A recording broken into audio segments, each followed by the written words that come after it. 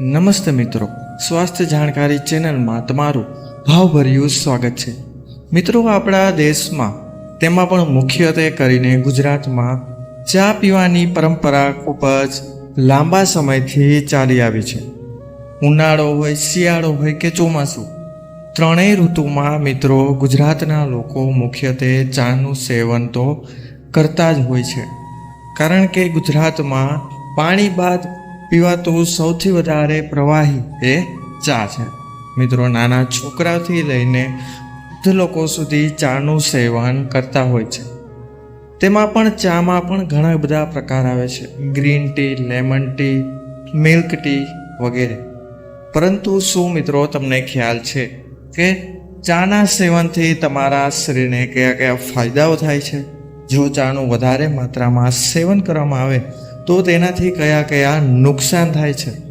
આ ઉપરાંત કયા લોકોને ચાનું સેવન ના કરવું જોઈએ, કેવા પદાર્થ સાથે ચાનું સેવન ના કરવું જોઈએ?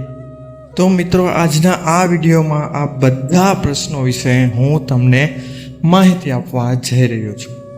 મિત્રો, આ ઉપરાંત તમને આ વિડીયોમાં એ પણ જણાવીશ કે કયા લોકોને ચાના સેવનથી દૂર રહેવું જોઈએ અને કયા પ્રકારની ચા પીવાથી તમે તમારા શરીરમાં વધુ પ્રમાણમાં તેના લાભો મેળવી શકો છો. તો મિત્રો, બસ એક જ નમ્ર વિનંતી છે કે વિડીયોના અંત સુધી બન્યા રહેજો. જો તમે ચેનલમાં નવા છો તો વિડીયોને લાઈક કરીને ચેનલને સબસ્ક્રાઈબ અવશ્ય કરજો. મિત્રો, હવે આપણે વધુ વાર ન લગાડતા વિડીયોની શરૂઆત કરીએ અને સૌપ્રથમ જાણીએ કે ચા પીવાના શરીરને શું શું ફાયદાઓ મળે છે. તો મિત્રો, તેમાં સૌપ્રથમ આવે છે કે એન્ટીઓક્સિડન્ટ ગુણોથી ભર. મિત્રો, મુખ્યત્વે દૂધથી બનાવેલી ચામાં વધારે પ્રમાણમાં એન્ટીઓક્સિડન્ટ ગુણો હોય છે. આ એન્ટીઓક્સિડન્ટ ગુણો મિત્રો મુખ્યત્વે તમારા શરીરને અન્ય ઘણી બધી બીમારીઓથી બચવામાં રક્ષણ આપે છે. આ ઉપરાંત તમારા શરીરની રોગ પ્રતિકારક શક્તિને વધારવામાં તથા અન્ય નાની નાની બીમારીઓ સામે રક્ષણ આપવામાં મદદરૂપ થાય છે. આ ઉપરાંત મિત્રો, જો ચાને યોગ્ય રીતે પીવામાં આવે તો આ એન્ટીઓક્સિડન્ટ ગુણોથી મિત્રો તમે તમારી વધી રહી ઉંમરને ઘટાડી શકો છો. એટલે કે તમે વૃદ્ધ અવસ્થામાં પણ યુવાન લાગી શકો છો. કારણ કે આ એન્ટીઓક્સિડન્ટ ગુણો મિત્રો તમારી ચામડીને શુષ્ક થતાં અટકાવે છે. આ ઉપરાંત બાહ્ય પદાર્થો જેમ કે વાતાવરણમાં રહેલી ધૂળ, રજકણ વગેરેથી રક્ષણ આપે છે અને તમારી ચામડીને યુવાન બનાવી રાખે છે, જેથી તમે તમારી ઉંમર કરતાં ઉંમરમાં નાના લાગો છો અને ખુદને જવાન મહેસૂસ કરી શકો છો. માટે ચા પીવાનો સૌથી મોટો ફાયદો છે કે તેમાં રહેલા એન્ટીઓક્સિડન્ટ ગુણો તમારી રોગપ્રતિકારક શક્તિને વધારો આપે છે તથા તમારા ત્વચાને ખૂબ જ યુવાન રાખવાનું કાર્ય પણ કરતું હોય છે. ત્યારબાદ ચા પીવાનો ફાયદો એ છે કે તેમાં રહેલું કોફીન એટલે કે કેફીન મગજ માટે ફાયદાકારક. જો મિત્રો યોગ્ય પ્રમાણે ચાનું સેવન કરવામાં આવે તો તેમાં રહેલું કેફીન તમારા મગજને એનર્જી બૂસ્ટ કરવાનું કાર્ય કરે છે.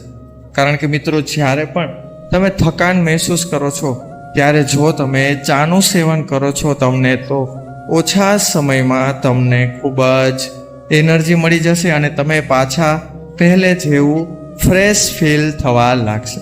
માટે ચા પીવાનો બીજો સૌથી મોટો લાભ એ છે કે તે તમારા મગજને એક એનર્જી બૂસ્ટ તરીકેનું કાર્ય કરે છે તથા તમને ખૂબ જ ઓછા સમયમાં તમારી આળસ દૂર કરીને તમારા શરીરને શક્તિ પ્રદાન કરે છે. ત્યારબાદનો ચા પીવાનો ફાયદો એ છે કે મૂડ બૂસ્ટર. એટલે કે મિત્રો, જ્યારે પણ તમે તણાવ મહેસૂસ કરી રહ્યા હો અથવા તો ખૂબ જ ચિંતામાં હોય ત્યારે જો તમે યોગ્ય પ્રમાણમાં ચા પીવો છો તો તમારા મૂડમાં ખૂબ જ સારો એવો ચેન્જીસ આવે છે. તમારો મૂડ પહેલાં કરતાં સારો થવા લાગે છે. આ ઉપરાંત તમે ખૂબ જ તરોતાજગી મહેસૂસ કરશો. માટે જ્યારે પણ તમે ખૂબ જ ડિપ્રેશન અથવા તણાવવાળી પરિસ્થિતિમાંથી પસાર થઈ રહ્યા હોય ત્યારે જો તમે ચાનું સેવન કરો છો તો મિત્રો તમારો મૂડ પહેલાં કરતાં સારો થઈ જશે. અને આ વાત મિત્રો સાયન્સમાં પણ પ્રૂફ કરવામાં આવી છે. ત્યારબાદ એ છે મિત્રો મેટાબોલિઝમને હાઈ રાખવું. મિત્રો જો તમે ગ્રીન ટી પીવો છો તો ગ્રીન ટી તમને વજન ઘટાડવામાં મદદરૂપ થઈ શકે છે. એ કઈ રીતના તો તે તમને જણાવી દો. એક મિત્રો ગ્રીન ટી મુખ્યત્વે એ પાણી અને ચાની એક અલગ પ્રકારની ભૂકી દ્વારા બનાવવામાં આવે છે. આ ગ્રીન ટીમાં દૂધનો સમાવેશ કરવામાં આવતો નથી. આ ઉપરાંત મિત્રો આ એક રીતના જોઈએ તો હર્બલ ટી પણ તમે એને કહી શકો છો. મિત્રો ગ્રીન ટી પીવાથી તે તમારા શરીરનું મેટાબોલિઝમને હાઈ કરી દે છે, જેના લીધે ખાધેલો ખોરાક ખૂબ જ ઝડપથી પચી જાય છે અને ખૂબ જ ઓછા સમયમાં તમારો ખોરાક પચી જવાથી તમારા ખોરાકમાં રહેલું કોઈ પણ પ્રકારનું ન્યુટ્રિશન ફેટમાં કન્વર્ટ થતું નથી અને તે બધું જ એનર્જીમાં કન્વર્ટ થાય છે, જેના લીધે મિત્રો તમે ખૂબ જ ઓછા સમયમાં વજન ઘટાડી શકો છો. માટે જે પણ લોકો પોતાનું વજન ઘટાડવા માગતા હોય તેવા લોકોને મિત્રો ગ્રીન ટીનું સેવન આખા દિવસમાં એકવાર અવશ્ય કરવું જોઈએ. આમ પણ મિત્રો રેગ્યુલર માણસ પણ ગ્રીન ટીનું સેવન કરી શકે છે. ગ્રીન ટી પીવાના કોઈ પણ સાઇડ ઇફેક્ટ નથી. આ ઉપરાંત આ ગ્રીન ટીમાં શક્કરનો ઉપયોગ એટલે કે ચીની એટલે કે ખાંડનો ઉપયોગ ન થતો હોવાથી તેનાથી કોઈ પણ પ્રકારની સાઇડ ઇફેક્ટ અને આ ચા મિત્રો ડાયાબિટીસવાળા લોકો પણ પી શકે છે. તેનાથી તેમને કોઈ પણ જાતનો ખતરો મહેસૂસ થશે નહીં. ત્યારબાદ છે મિત્રો લેમન ટી. મિત્રો લેમન ટી પીવાથી તમારા શરીરના પાચન તંત્રને ખૂબ જ સારો એવો ફાયદો થાય છે. લેમન ટી પીવાથી મિત્રો તમારું પાચન તંત્રમાં ઘણા બધા સુધારા આવે છે. લેમન ટીથી મિત્રો તમારું પેટ સાફ રહે છે. આ ઉપરાંત ખાધેલો ખોરાક પચી જાય છે, પરંતુ લેમન ટીને બને ત્યાં સુધી મિત્રો ખોરાક પહેલાં પીવું જોઈએ અને ભોજન અને લેમન ટી વચ્ચે કમસે કમ 1 થી 2 કલાકનું અંતર હોવું જોઈએ. માટે મિત્રો હંમેશા લેમન ટી જો તમે તમારા ડેઇલી શેડ્યુલમાં યુઝ કરો છો પીવા માટે તો ધ્યાન રાખો કે લેમન ટી અને ભોજન વચ્ચે થોડુંક અંતર રાખવું જરૂરી છે. અન્યથા મિત્રો તેના ફાયદાની જગ્યાએ તેના નુકસાન થવા લાગશે. માટે જે લોકોને પેટને લગતી સમસ્યા હોય તેવા લોકોને હું લેમન ટી પીવાની સલાહ આપું છું. ત્યારબાદ છે મિત્રો ચા પીવાનો અન્ય ફાયદો એ છે કે મિત્રો લાંબા સમય સુધી ભૂખ ન લાગે. મિત્રો ચા પીવાથી તમારી ભૂખ થોડા સમય માટે શાંત થઈ જાય છે, કારણ કે ચા મુખ્યત્વે ભૂખને મારી નાખે છે. એટલા માટે જે લોકો વજન ઘટાડવા માગે છે તેવા લોકો જો ચાનું સેવન કરે છે તો તેમને અન્ય વસ્તુ ખાવાની થોડા સમય માટે ઈચ્છા થશે નહીં, જેથી તમે વધારે પડતી કેલેરી શરીરમાં જમા થતાં બચાવી શકશો અને લાંબા સમયે તમને તમારા વેઇટ લોસ માટે ખૂબ જ ઉપયોગી સાબિત થશે. તો મિત્રો આ હતા મુખ્યત્વે ચાના સેવનના ફાયદાઓ કે ચા પીવાથી મિત્રો તમને કયા કયા ફાયદાઓ થાય છે. હવે જાણીએ કે મિત્રો ચા પીવાના નુકસાન કયા કયા છે. મિત્રો જો તમે ચાનું આખા દિવસમાં જરૂર કરતાં વધારે સેવન કરો છો તો મિત્રો તેનાથી તમને દાંતમાં સડો, તમારા હાડકામાં કેલ્શિયમની કમી થઈ, હાડકાં નબળા પડવા, હાડકાની ડેન્સિટી ઓછી થવી, પેટમાં ગેસ તથા કબજિયાત જેવી સમસ્યાઓ થવી, યકૃતોમાં સોજો આવો એટલે કે લીવરમાં સોજો આવો, આ ઉપરાંત પાચન તંત્ર ધીમું પડી જવું વગેરે જેવી સમસ્યાઓ થઈ શકે છે. કારણ કે મિત્રો જો તમારા શરીરમાં ચામાં રહેલા એન્ટીઓક્સિડન્ટનું પ્રમાણ વધી જાય તો તે ફાયદાની જગ્યાએ નુકસાન કરવા લાગે છે, જેનાથી તમારા પેટમાં સંતુલનનું અસંતુલન થઈ જાય છે અને પાચન તંત્ર ખૂબ જ નબળું પડી જાય છે, જેથી ખાધેલો ખોરાકને પચવામાં ખૂબ જ સમય લાગે છે, જેના લીધે તમારા પેટમાં લાંબા સમય સુધી ગેસ તથા ભારેપણ જેવી સમસ્યાઓ ઉત્પન્ન થવા લાગે છે.